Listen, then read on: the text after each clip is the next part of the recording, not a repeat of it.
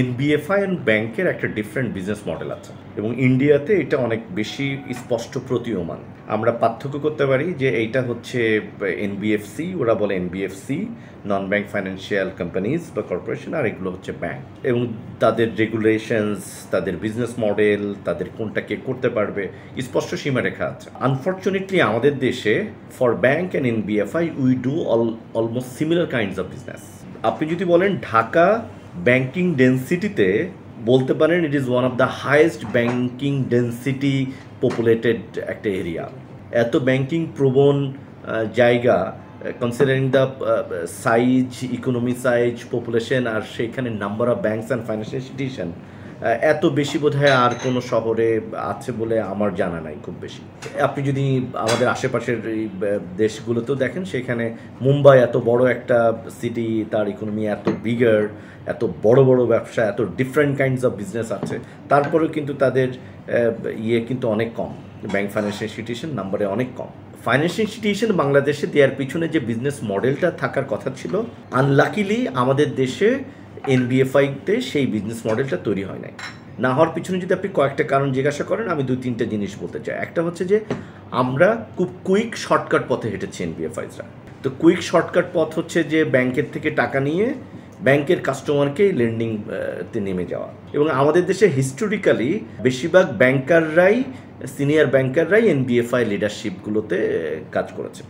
So এইটার যে একটা different kinds of business model, একটা পালস, একটা আলাদা এন্টিটি পার্সোনালিটি তৈরি করার দরকার, সেই জায়গাটা আমরা একটু মিস করে গেছি এনিহাউ। এনবিএফআই নর্মালি একটু লং টার্ম লেন্ডিং ইনভেস্টমেন্টে যাওয়ার কথা, ডাইভার্সিফাইড, এবং যেগুলো হচ্ছে আপনার অনেকটা ক্যাপিটাল এক্সপেন্ডিচার আপনি বলেন, সো তারা লিজ ফাইন্যান্সিং, তারা ইনফ্রাস্ট্রাকচারে ফান্ডিং করা, তারা মর্টগেজ ফাইন্যান্সিং করা লং টার্ম, এই ধরনের ইয়ের মধ্যে এনবিএফআই থাকার কথা ছিল। অন্যদিকে তার ফান্ডিং ম্যানেজ করার জন্য তার যে লং টার্ম বন্ড ইস্যুস করা, অন্যান্য অল্টারনেটিভ যে অপরচুনিটি আছে ফান্ডিংয়ে, সেইখানে যাওয়ার কথা ছিল। সেই জায়গাটা আমাদের একদিকে যেমন ইয়েটা তৈরি হয় নাই, বন্ড মার্কেটটা তৈরি হয় নাই, অন্যদিকে আমরা সব ব্যাংক ফাইন্যান্সিয়েশন সবাই মিলেই একই ধরনের সিমিলার কাইন্ড অফ বিজনেস করছি।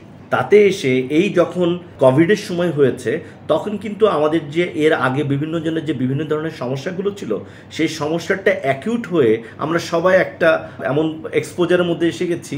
ধরেন আপনার আগে জ্বর, ঠান্ডা, কাশি বিভিন্ন কিছু ছিল, এখন আপনার একটা নতুন করে কিডনির সমস্যা বা এটা হলো, কিন্তু ওইটা সব কিছু মিলে আপনি একবার এক্সপোজড হয়ে গেলেন। এখন আমাদের অবস্থাটা আসলে ঠিক সেরকম। এখন আমরা রিয়েলাইজেশন করতে যাচ্ছি যে আমাদের এই জায়গাগুলোতে আরও বেশি সক্ষমতা, শক্তিশালী অবস্থান তৈরি করার কথা ছিল।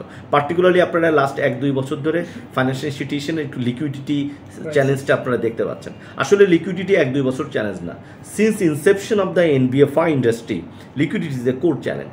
Because NBFI, you cannot have a first relationship with the customer. It is always a second relationship. ব্যাংকের কাস্টমারকে আপনি যখন different kinds of long term deposit, অন্যান্য প্রোডাক্ট অফার করতে পারেন, সে তখন ব্যাংকের ট্রানজ্যাকশনাল অ্যাকাউন্টের বাইরে এসে আপনার কাছে ডিপোজিট প্রোডাক্টসগুলো রাখবে। So it's always a second relationship. So second relationship কখন আপনার সঙ্গে করবে? Ignoring the first relationship. So আপনার ইউনিক প্রোডাক্ট প্রপোজিশন, আপনার সার্ভিস মডেল, আপনার ডিফারেন্ট বিজনেস মডেল, এটা থাকার দরকার ছিল। তো সো এনবিএফআই লিকুইডিটি চ্যালেঞ্জ কিন্তু আসলে এখন লাস্ট 1-2 বছরের না, সিন্স ইনসেপশন। আমরা কেন বুঝতে পারিনি? আমরা ব্যাংকের থেকে টাকা ধার করে কাস্টমার লেন্ডিং বুক করেছি, যেটা কুইক মডেল ছিল। কিন্তু যে সমস্ত এনবিএফআইগুলো শুরুর থেকেই ডাইভার্সিফাইড একটা ফান্ডিং মিক্সের মধ্যে গিয়েছে, গ্র্যানুলার স্মল ডিপোজিট রেজ করেছে, কাস্টমার ডিপোজিট রেজ করেছে, তারা কিন্তু এই কঠিন সময়ের মধ্যেও আপনি দেখতে পারবেন যে তাদের কোনো সমস্যা হয়নি, এবং তাদের ক্রেডিট রেটিং ভালো, তাদের এনপিএল কম। এনপিএল কমের পিছনে ডিপোজিট কিন্তু একটা বড় ফ্যাক্টর। ইটস এ র মেটেরিয়াল। আপনার কস্ট অফ র মেটেরিয়াল যদি লোয়ার হয়, ডাইভার্সিফাইড হয়, লেস রিস্ক সেন্সিটিভ থাকে, লং টার্মের হয়, তখন কিন্তু আপনি লেন্ডিংয়ে ভালো কাস্টমারকে ভালো প্রাইসে আপনি বুক করতে পারবেন, এবং সেক্ষেত্রে আপনার এনপিএল কিন্তু কম হবে। যখনই আপনি ব্যাংক থেকে বা এরকম করে লোন নিয়ে বা ব্যাংকের ডিপোজিট নিয়ে আপনি লেন্ডিং কাস্টমারকে দিতে চাচ্ছেন, তখন কিন্তু আপনাকে অনেক হাই প্রাইস দিতে হচ্ছে, এবং আলটিমেটলি আমরা কিন্তু ব্যাড লোনের একটা মুখোমুখি হচ্ছে। আপনি যদি আমাকে ব্যক্তিগতভাবে জিজ্ঞাসা করেন, I have started my career in NBFI, যখন NBFI hardly use to take public deposit. So almost 15 years back আমরা যখন ক্যারিয়ার শুরু করেছি এনবিএফআইতে, সো তখন উই আন্ডারস্ট্যান্ড যে ব্যাংকের থেকে টাকা নিয়ে ব্যাংকের কাস্টমারের সঙ্গে আসলে ফাইট করা যাবে না, কম্পিটিশনে টিকা যাবে না। সো আমরা তখন রিটেলে যাওয়া, ইনস্টিটিউশন ডিপোজিট নেওয়া, ট্রাস্ট ফান্ড নেওয়া, রিকারিং ডিপোজিট নেওয়া, একটা solid business model for the NBFI এর জন্য কাজ করেছি। সো আমি একই সঙ্গে যেমন আমার যদি এক যুগের বেশি কাজ করার অভিজ্ঞতা হচ্ছে টপ 3টা এনবিএফআইতে, ডেল্টা ব্র্যাক, আইডিএলসি এবং আইপিডিসি। সাইমিলটেনিয়াসলি আমার ব্যাংকেও একটা টপ লোকাল ব্যাংক, আপনি ব্র্যাক ব্যাংক, সেখানেও আমার একটা কাজ করার অভিজ্ঞতা। So it's a blend of NBFI and bank. আমি ওই এনবিএফআইয়ের যে কোর যে জায়গাটা, সেটা আমার জন্য আসলে সেটাতে আমি অভ্যস্ত। If you ask me why you have joined BD finance and what you will do, আপনি যদি বিডি ফাইন্যান্সের বোর্ডের শেয়ার হোল্ডিং স্ট্রাকচার দেখেন, বাংলাদেশে খুব কম ব্যাংক ফাইন্যান্সিয়াল ইনস্টিটিউশন আছে যাদের বোর্ডে এই ধরনের একটা prestigious diversified board of directors আছে, যেখানে আপনার সিনিয়র ভেটেরিয়ান ব্যাংকাররা আছে যাদের দীর্ঘদিনের ব্যাংক ফাইন্যান্সিয়েশনে কাজ করা, 3জন ব্যাংক আর্থিক প্রতিষ্ঠানের সিনিয়র ব্যাংকার রিটায়ার্ড যারা এখন আমাদের বোর্ডে আছেন ডিরেক্টলি। আমাদের বোর্ডের ইন্ডিপেন্ডেন্ট একজন ডিরেক্টর আছেন যিনি স্কলার, একজন chartered accountant, as well as আমাদের স্পন্সর শেয়ার হোল্ডার, আপনি জানেন আনোয়ার গ্রুপ, প্রায় 200 বছরের হেরিটেজ যাদের বিজনেসে। সো তাদের রিপ্রেজেন্টেশন আমাদের বোর্ডে আছে। সো এরকম একটা বোর্ডের বড় সুবিধাটা হচ্ছে তার, এবং এই বোর্ডে যদি আপনি আমাদের বিজনেস দেখেন, they don't have a exposure in our balance sheet, যে তারা এখান থেকে লোন নিয়েছে, তারা যেটা আপনি আমাদের দেশে যে সমস্ত ব্যাংক বা আর্থিক প্রতিষ্ঠান পড়ে গেছে, তার পিছনে আপনি দেখবেন যে ডিরেক্টরদের ডিরেক্ট ইনডিরেক্ট ইনভলভমেন্ট এবং তাদের ক্রেডিটের, তাদের নিজেরা লোন নিয়ে নেওয়া, এই সমস্ত কারণেই কিন্তু সেই প্রতিষ্ঠানগুলো পড়ে গেছে। তো সেই জায়গায় বিডি ফাইন্যান্সের একটা সলিড একটা জায়গা আছে যেখানে director they don't have a single টাকা exposure with us directly or indirectly. That is one thing.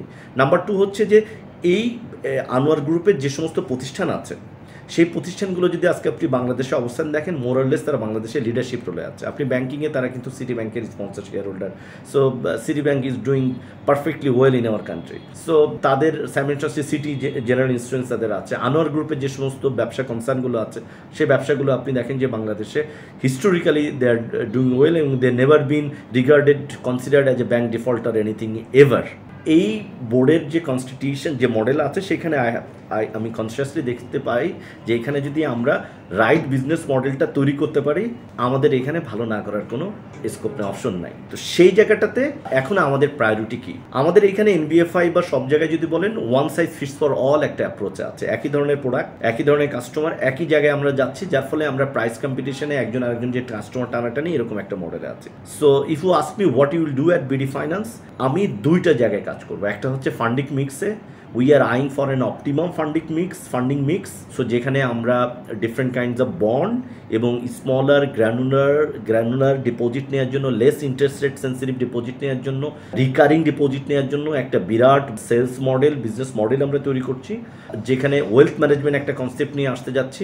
Individual কাস্টমারের তার ইন্স্যুরেন্স, তার ক্যাপিটাল মার্কেট, তার ফিক্সড ডিপোজিট, তার ইন্টারেস্ট বেয়ারিং ডিপোজিট, সব কিছু মিলে আমরা একটা ওয়েলথ ম্যানেজমেন্ট কনসেপ্ট নিয়ে আসতে যাচ্ছি, যাতে কাস্টমারের এক একটা ব্যাংক বা একটা এফআইয়ের সঙ্গে এক এক ধরনের রিলেশনশিপ তৈরি করতে না হয়। আমার একই প্ল্যাটফর্মে থেকে সে তার ফিক্সড ডিপোজিট, তার মান্থলি রিকারিং ডিপোজিট, তার ক্যাপিটাল মার্কেটের ইনভেস্টমেন্ট, তার ব্রোকারেজ সার্ভিসেস, তার ইন্স্যুরেন্স সার্ভিসেস, তার পুরাটা যেন সে আমার এখান থেকে পায়, একসাথে পায়। সো তাহলে যেটা হবে, এখনকার বাস্তবতায় আপনারা দেখেন যে মানুষ যে পরিমাণ বিজি এবং তার যে স্কিল, তাকে যদি এত কিছু ম্যানেজ করতে হয়, তা আসলে এটা তার স্কিল সেটের মধ্যে যায় না। তো সেইখানে পিওর প্রাইভেট ব্যাংকিং রিলেশনশিপের মতো, সার্ভিসের মতো এই ওয়েলথ ম্যানেজমেন্ট আমরা একটা নিয়ে আসতে চাচ্ছি। তাতে 2টা জিনিস হবে। একটা হচ্ছে কাস্টমারের জন্য একটা নতুন প্রপোজিশন, আমাদের জন্য আমরা মোর স্মল টিকিট এবং ইন্ডিভিজুয়াল কাস্টমারের মধ্যে আমরা ঢোকার সুযোগ পাচ্ছি, যেটা আমার একটা ফান্ডিং বাস্কেটে একটা বড় কমফোর্ট এজ এনে দেবে আমাদেরকে। This is one thing. Number 2 হচ্ছে যে লেন্ডিং বাস্কেটে আমরা ফোকাস করতে চাই। আমরা কর্পোরেটটাকে কনসিয়াসলি, খুব কনজারভেটিভলি দেখে এই বুকটাকে আমরা একটা রিস্ক প্যারামিটার ফ্রেমওয়ার্কের মধ্যে রেখে আমরা এখানে কাজ করব। তো কর্পোরেট বুকটা থেকে কিছুটা কনসেন্ট্রেশন কমিয়ে এনে আমরা আসলে কনসেন্ট্রেশন দিতে যাচ্ছি অন এসএমই অ্যান্ড রিটেলাইজেশন। সো আপনি যদি বলেন SME and retail will be hour next strategic product, যেখানে আমরা আবার গ্রিন বেস, ইনভায়রনমেন্ট ফ্রেন্ডলি এই প্রোডাক্টগুলো এখানে নিয়ে আসতে চাচ্ছি। সো এসএমইতে যারা ইনভায়রনমেন্ট ফ্রেন্ডলি কাজ করবেন এবং যে ধরনের প্রোডাক্টিভ যে বিজনেস এইগুলো আছে, সেই জায়গাতে আমরা এসএমইতে একটা, এর মধ্যে আমরা শুরু করেছি আমাদের ছোট একটা ফ্যামিলি এম্পাওয়ারমেন্ট প্ল্যানে ছোট ছোট 5 লাখ টাকা করে এসএমই লোন যেগুলো ছোট ক্ষুদ্র ব্যবসায়ীদেরকে সহযোগিতা করছে। আমরা রিটেলে হোম লোন, কার লোন এগুলো নিয়ে আসছি। কার লোনের মধ্যে আমরা হাইব্রিড যে সমস্ত কাজ পরিবেশ বান্ধব এবং লেস ফুয়েল কনজাম্পশন হবে সেই জায়গায় আমরা ফোকাস করতে চাচ্ছি। So green will be one of our focus area and SME and retail will be our another focus area. আর কর্পোরেট বুকটাকে আমরা ডিরিস্কিং করা হচ্ছে আমাদের আরেকটা ফোকাস এরিয়া। এইটার সঙ্গে ট্যাগ করে আমাদের যে দুইটা ক্যাপিটাল মার্কেট অপারেশনস আছে সেই ক্যাপিটাল মার্কেটের জায়গাতে আমাদের যে সমস্ত কর্পোরেট এবং অন্যান্য সমস্ত কাস্টমার আছে সেটার সঙ্গে টোটালটাকে একসঙ্গে প্যাকেজ করে আমরা অফার করতে পারবো। তাতে আমাদের অপারেশনাল কস্ট যেমন কমবে, কাস্টমারের জন্য ওয়ান পয়েন্ট অফ সার্ভিসে সমস্ত ধরনের প্রোডাক্টগুলো অ্যাভেল করার সুযোগ হবে। যেহেতু আমার দীর্ঘদিনের এনবিএফআইয়ের সাকসেসফুল বিজনেস মডেলে কাজ করার অভিজ্ঞতা আছে, ব্যাংকেও আমার কাজ করার অভিজ্ঞতা আছে, আমি বিশ্বাস করি এখনকার যে কারেন্ট আমাদের বোর্ড আছে সেটার প্যাট্রনেজে আমরা বিডি ফাইন্যান্সকে একটা অনন্য উচ্চতায় নিয়ে যেতে পারবো নেক্সট 3-4 ইয়ার্সের মধ্যে।